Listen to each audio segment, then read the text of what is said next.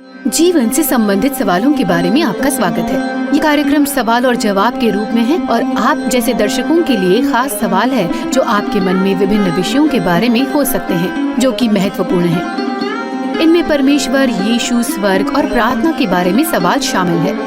ऐसा कोई सवाल नहीं है जो आप नहीं पूछ सकते, लेकिन हमारे होस्ट और को होस्ट जो इस कार्यक्रम को संचालित कर रहे हैं वो विभिन्न दृष्टिकोण का आदर करते हैं। हेलो और जीवन से संबंधित प्रश्न कार्यक्रम में आपका स्वागत है जो Christ to the world ministries और फीबा इंडिया द्वारा प्रस्तुत है। आज हमारे अतिथि हैं पास्टर C.A. बेंजामिन। वे फीबा इंडिया के नेशनल डायरेक्टर हैं और मैं आपका होस्ट सैम हूं। यह है आपकी को होस्ट डैनिया। आज हमारे पास एक रोचक विषय है, परमेश्वर पर हमारे भविष्य के लिए भरोसा करने से जुड़े प्रश्न। और जैसा कि आप जानते हैं प्रिय दर्शकों, हमारा कार्यक्रम प्रश्न उत्तर प्रारूप में है। हम जीवन से जुड़े विभिन्न प्रश्नों का उत्तर देते हैं। भय, चिंता, परिवार, साथियों का दबाव, फिट ना होने का डर आदि से जुड़े प्रश्न। हम यीशु मसीह, अनंत जीवन और स्वर्ग से जुड़े प्रश्नों पर भी चर्चा करते हैं। कोई भी प्रश्न वर्जित नहीं है। शुरू करने से पहले हम प्रभु से प्रार्थना करेंगे। प्रिय स्वर्ग के पिता, सारी सृष्टि के परमेश्वर, धन्यवाद हमारे जीवन के लिए और उन पाठों के लिए भी जो आप दिखाएंगे कि कैसे हम अपने भविष्य के लिए आप पर भरोसा करें। हमें मार्ग दिखाएं, नेतृत्व करें और हमें सिखाएं। हे प्रभु, हमें सत्य सीखने में मदद करें और हमें अनंत मार्ग में ले चलें। यीशु के नाम में हम प्रार्थना करते हैं, आमीन। पहले प्रश्न पर चलते हैं पास्टर।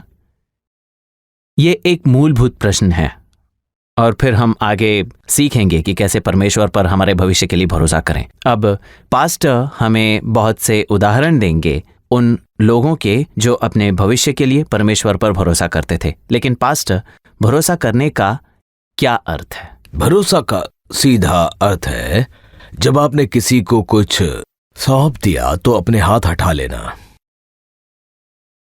जो भी हो, मान लीजिए जब आप डॉक्टर के पास जाते हैं, आप उस पर भरोसा करते हैं, लेकिन आप डॉक्टर को नहीं बताते कि आप क्या सोचते हैं कि आपके साथ क्या हो रहा है ना? आप मैकेनिक के पास जाते हैं, बाइक वहां छोड़ते हैं, कहते हैं ये काम नहीं कर रहा, लेकिन आप मैकेनिक को नहीं बताते कि उसे कैसे ठीक करना है। वो मास्टर प्लानर है। तो भरोसा का अर्थ है किसी पुरुष या महिला का शब्द लेना और अपने हाथ हटा लेना, कहते हुए मैंने इसे सुरक्षित हाथों में दे दिया है, अब मैं हट रहा हूं, जो करना है करो। क्या इसका अर्थ किसी व्यक्ति पर विश्वास करना भी है? क्योंकि आपका उस व्यक्ति पर विश्वास है, आप उसके पास जाते हैं। यदि विश्वास नहीं है तो आप नहीं जाते। तो मुझे लगता है ये एक बहुत ही मूलभूत बात है। आप सभी डॉक्टरों के पास नहीं जाते, आप सबके बारे में पूछते हैं और फिर एक डॉक्टर के पास जाते हैं और कहते हैं वो शहर में सबसे अच्छा है। आपके लिए वो सबसे अच्छा हो सकता है, मेरे लिए नहीं। तो भरोसा का अर्थ है जो भी वो कहे आप उससे ले लो। मान लीजिए वो आपको दवा देता है, आप उस दवा की संरचना नहीं देखते, आप उसे ले लेते हैं और आपको पता भी नहीं कि वो साधारण सी दवा है, आप उसे लेते हैं क्योंकि उसने लिखी है। ये शिक्षक जैसा है। यदि शिक्षक कहे 2 + 2 6 होते हैं और मां सिखाए, बच्चा कहेगा नहीं मेरा शिक्षक सही है। तो भरोसा का अर्थ है पूरी तरह छोड़ देना और ये कहना कि जो भी आप कहें मैं वैसा करूंगा, बस। तो पास्टर, यदि कोई नियंत्रण छोड़ना नहीं चाहता तो क्या होगा? वो उनकी समस्या है। हाँ, शायद वे कहते हैं मैं बेहतर जानता हूं, मैं अपने जीवन के साथ बेहतर काम करूंगा और आप पर भरोसा नहीं करूंगा। लेकिन यदि वे ऐसा सोचते हैं, वे तो किसी से सलाह लेने भी नहीं चाहेंगे। लेकिन यदि वे चाहते हैं तो उन्हें देना होगा। आप चीजें हासिल नहीं कर सकते जब आप पकड़े रहते हैं, केवल जब आप छोड़ते हैं तब भरोसा का वास्तविक अर्थ और उद्देश्य होता है। जीवन में कई बार पास्टर हमें लगता है कि हम बहुत सी चीजें संभाल सकते हैं। एक अर्थ में हम खुद पर भरोसा करते हैं, लेकिन कभी कभी ये बहुत भारी हो जाता है और हमें एहसास होता है कि आखिर हम ये नहीं कर सकते। तो हम इसे होने से कैसे रोकें? सैम, कभी कभी हम अनुभव से सीखते हैं। मान लो अगर कोई यंत्र काम नहीं कर रहा है तो मैं उसे खोल सकता हूं और उसे अलग कर सकता हूं। समस्या यह है कि मैं उसे वापस नहीं जोड़ सकता। देखा, तो लोग उसे निकाल सकते हैं लेकिन सही जगह पर नहीं रख सकते। तो मैं कहूंगा, यदि कोई किसी पर भरोसा नहीं करना चाहता, मुझे उस पर दया आती है। दूसरा, परमेश्वर हमारे जीवन में कुछ बातें होने देता है ताकि हमें एहसास हो कि हम समस्या संभालने में अयोग्य हैं। हम उस समस्या को संभालने के लिए परिपक्व नहीं है। जैसे 2 कुरिन्थियों अध्याय 1 में पौलुस कहता है, मैं इस परीक्षा से गुजरा और यह मेरे लिए था कि मैं समझूं कि मुझे परमेश्वर पर निर्भर रहना है, स्वयं पर नहीं। मछुआरे पतरस मछली पकड़ने गया। विशेषज्ञ मछुआरा, उसे पता है कहां मछली पकड़नी है और कब पकड़नी है, लेकिन वो असफल हुआ। यह शर्मनाक स्थिति थी। विशेषज्ञ मछुआरा खाली जाल लेकर आया, लेकिन प्रभु चाहता था कि वो जाने कि वो उसके बिना कुछ नहीं कर सकता, उसे उस पर भरोसा करना चाहिए। और फिर आप जानते हैं चमत्कार, उन्होंने बहुत सी मछलियां भी पकड़ी। तो कभी कभी परमेश्वर हमें अनुभव से गुजारता है ताकि हमें पता चले कि हम अपनी शक्ति से कभी भी कुछ भी नहीं कर सकते हैं, हमें उसकी जरूरत है। तो पास्टर, चूंकि हमारा विषय है परमेश्वर पर हमारे भविष्य के लिए भरोसा करना, मुझे लगता है बाइबल में एक पात्र तुरंत मन में आता है और वो है यूसुफ। उसके पास कोई दिशा नहीं थी, उसे पता नहीं था आगे क्या करना है, लेकिन उसने बस परमेश्वर पर भरोसा किया और कहीं से यूसुफ एक महान व्यक्ति बना दिया गया। लेकिन अपने जीवन भर यूसुफ ने बहुत संघर्ष किया और उसे अपने भविष्य की चिंता थी। हम भी डरते हैं, हम सबके अपने भविष्य के बारे में चिंताएं हैं। तो ऐसी स्थिति में हमें क्या करना चाहिए पास्टर? डर बुरी चीज नहीं है। मुझे लगता है डर ये संकेत है कि हमें मदद चाहिए। लेकिन यदि आप डर में ही रहते हैं, यदि वो अनुचित है, तो समस्या है।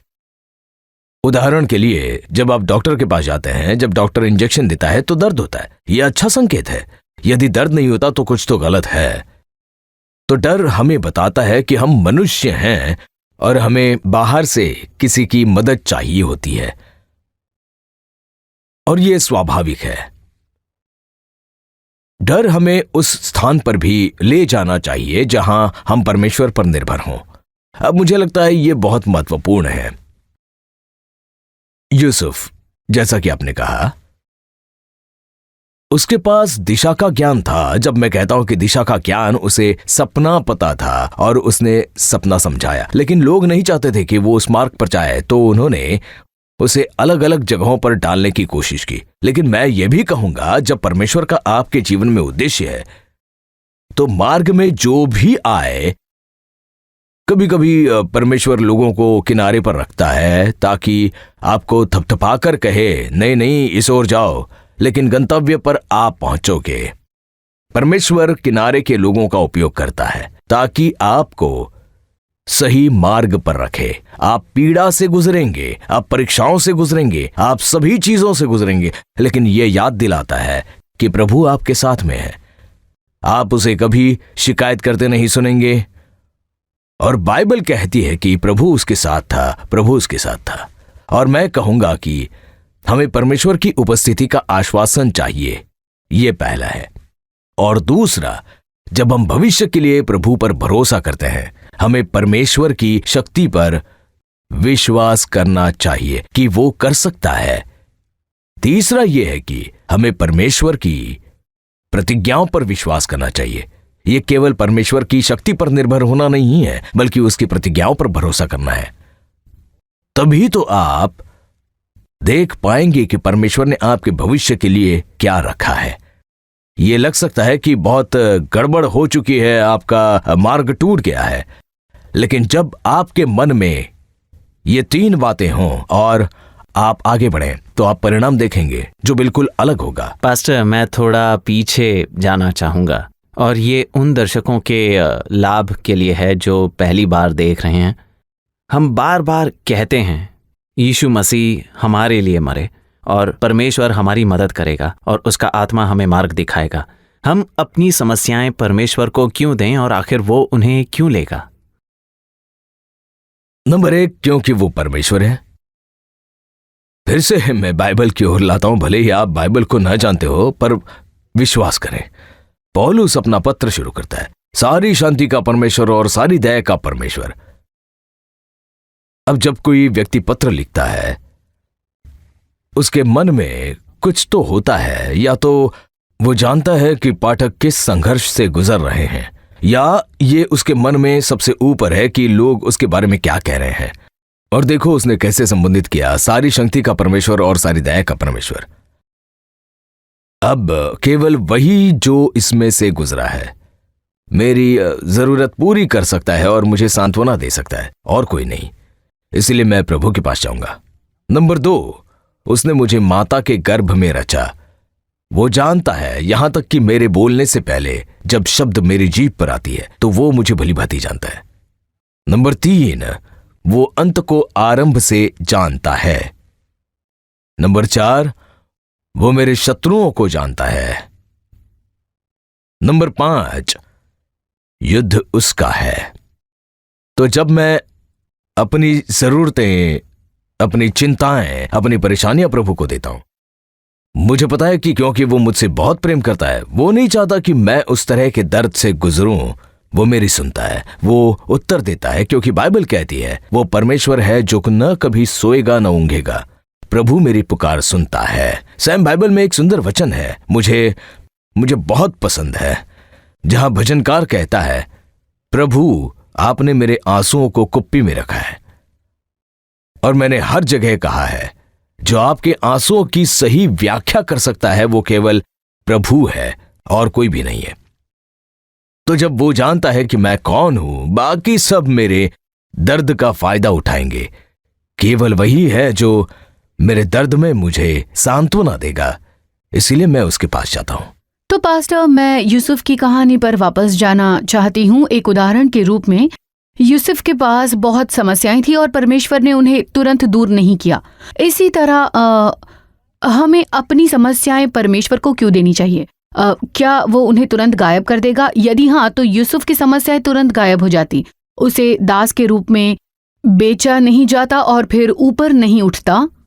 तो वास्तव में हम इसे परमेश्वर को क्यों बताते हैं? जीवन में जिन समस्याओं का हम सामना करते हैं, कभी कभी परमेश्वर उन्हें हटा देता है, कभी कभी परमेश्वर हमें हमारी समस्याओं में सामर्थ्य देता है, यही बाइबल कहती है। लेकिन देखिए, परमेश्वर के लिए महत्वपूर्ण ये बात है कि ये परीक्षाएं और समस्याएं आपके और मेरे ऊपर क्या प्रभाव डालेंगी, ताकि मैं वो व्यक्ति बनूं जो परमेश्वर चाहता है कि मैं बनूं। अब आप दोनों कॉर्पोरेट में काम करते हैं, सही है ना? आपके पास ओवर टाइम या अतिरिक्त काम करने का अनुभव है, और ऐसे ही कुछ और भी हैं, और आप जानते हैं कि तनाव से गुजरना कैसा होता है। लेकिन यदि मैं आपसे पूछूं, ऐसे ऑफिस में काम करते हुए तनाव से आपने आखिर क्या सीखा, तो फिर इसके जवाब में आप क्या कहेंगे कि इसने मुझे मजबूत होना सिखाया, इसने मुझे समय संतुलित करना सिखाया, इसने मुझे समय सीमा पूरी करना सिखाया, मैंने बहुत कुछ सीखा, तो कुछ अच्छा हो रहा है। तो यदि परीक्षाएं, क्लेश और बातें मुझे वो व्यक्ति बनाएंगी जो परमेश्वर चाहता है, तो प्रभु उन्हें होने देगा। लेकिन वो जानता है कि आप कितना संभाल सकते हैं, क्योंकि बाइबल 1 कुरिन्थियों 10:13 में कहती है कि तुम किसी ऐसी परीक्षा में नहीं पड़े जो मनुष्य के सहने से बाहर है, लेकिन परमेश्वर रास्ता बनाएगा। तो वो आपकी सीमा जानता है और बस उतना ही आपके साथ होने देगा। तो मुझे क्यों परमेश्वर को बताना चाहिए? क्योंकि वो जानता है कि मुझे कितनी देर तक सामना करना चाहिए। वो हमें देख रहा है। मैंने देखा है, माता पिता अपने बच्चों को स्विमिंग के लिए ले जाते हैं और छोटी लड़की वहां खड़ी है, दूसरों को कांपते देख रही है और डर रही है, लेकिन प्रशिक्षक वहां पर कहता है, आओ मैं तुम्हें ले चलता हूं, और फिर वो उसे उठाकर पानी में डालता है। बच्ची को कांपते देख मां कह सकती है, अगली क्लास से तुम नहीं जाओगी। बच्ची कभी तैरना नहीं सीखेगी। लेकिन अगर वो बच्ची गर्म पानी या ठंडे पानी में से गुजरती है और तैराकी की चालें भी सीखती है, तो बाद में वो अच्छी तैराक बनेगी। महत्वपूर्ण यह है कि आप अपने व्यक्ति को क्या बनाना चाहते हैं। और प्रभु इन परीक्षाओं को देखकर कहता है, मेरी बेटी, मैं देख रहा हूं, मैं तुम्हें टूटने नहीं दूंगा। ये तुम्हें बनाएगा, ये तुम्हें नष्ट नहीं करेगा, बल्कि तुम्हें विकसित करेगा। अंततः तुम इसमें मसीह को अपने अंदर देखोगे। ये बिल्कुल सच है। लेकिन पास्टर, जब हम इन परीक्षाओं से गुजरते हैं, हमें पता है कि वे हमारे जीवन में अच्छा कर रही हैं और हमने अपने भविष्य के लिए परमेश्वर पर भरोसा किया है। लेकिन जब मैं कठिनाइयों से गुजरता हूँ, मैं अपने मन में बिल्कुल भी शांति नहीं रख पाता। तूफान के बीच में कोई व्यक्ति कैसे शांति रख सकता है? कोई मनुष्य कैसे शांत रहकर समाधान पा सकता है? सबसे पहले कठिनाइयां तो कठिनाइयां हैं। हमें कभी कठिनाई को आत्मिक नहीं बनाना चाहिए। देखो और कहो, हाँ मैं दर्द से गुजर रहा हूं। पौलुस को देखो, उसने कहा हाँ मैं परीक्षाओं से गुजरा। तुम सच में नहीं जानते। अज्ञानी मत बनो। मैंने मान, अपमान, जहाज टूटना सब कुछ भी सहा। यदि आप वो भाग पड़े तो आपको उस व्यक्ति पर दया आएगी। लेकिन बाद में उसने कहा मेरे शरीर में एक कांटा चुभाया गया। क्या वो दर्द देगा? निश्चित रूप से देगा। इसीलिए तो उसने 3 बार प्रार्थना की। लेकिन मैं बस ये कहूंगा, उस कांटे ने उससे वो करने से नहीं रोका जो परमेश्वर चाहता था। कोई शॉर्टकट नहीं था। कभी कभी हम सोचते हैं सैम और डैनिया, ओ मेरे पास ये है, मैं नहीं कर सकता। लेकिन परमेश्वर कहेगा तुम्हारे पास ये है, मैं तुम्हें ये करने दूंगा। मैं तुम्हें सक्षम करूंगा ताकि लोग जाने कि ये कांटा नहीं, मेरी शक्ति है जो तुम्हें ये करने में मदद करेगी। तो जब आप कठिनाइयों को देखते हैं, हाँ ये दर्द होता है, आप संभाल नहीं पाते। लेकिन जब आप परेशान हो, उस पर मत टिके रहो। उसे प्रार्थना में प्रभु के आगे रखो। जितना अधिक आप कांटे पर ध्यान देंगे उतना ही वो चुभेगा। प्रभु से बात करो। और मुझे किसी का कहा एक कथन पसंद है, जब भेड़ खो जाए भेड़ों को मत गिनो, चरवाहे से बात करो। ये बहुत ही अद्भुत कथन है। यदि एक खो गई तो बाकी 99 मत गिनो, चरवाहे से बात करो कि उस भेड़ का क्या हुआ। तो चरवाहे से बात करो, प्रभु से बात करो। कठिनाई पर मत टिके रहो। मन में गड़बड़ी मत रखना, उसे छोड़ दो। बाइबल कहती है भजन संहिता में, भजनकार कहता है मैं सो गया था और अगले दिन सब कुछ अलग सा था। देखो, जब मैं संघर्ष से गुजरता हूं, हम सब मनुष्य हैं। हाँ हम चिंतित होते हैं, लेकिन मैंने हमेशा देखा है सो जाओ, अगली सुबह देखो, लेकिन प्रार्थना में सो।